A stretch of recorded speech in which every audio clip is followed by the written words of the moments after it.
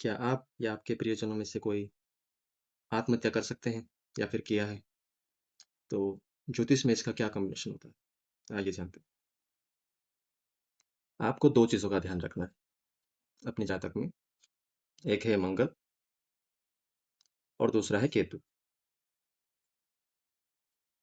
केतु आपके मंगल के साथ अगर किसी तरह से युति बना रहा हो, जैसे कि अगर केतु उसके पंचम में हो, उसके नवम में हो और या फिर उसके साथ बैठा, तो ये मंगल और केतु की युति बन जाती है।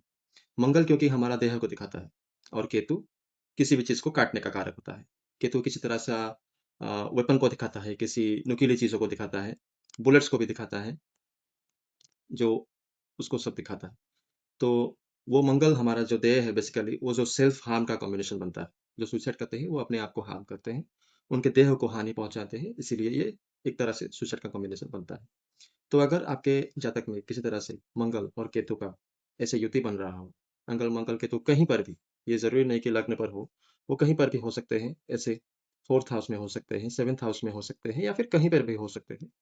तो ये एक तरह से सुसाइड का कॉम्बिनेशन बनता है और जैसे कि मैंने कहा, ये ज़रूरी नहीं कि ये एक साथ हो, केतु उसके साथ हो या फिर उसके पंचम या नवम में भी हो, तो ये युति ही मानी जाएगी, नाड़ी ज्योतिष के हिसाब से।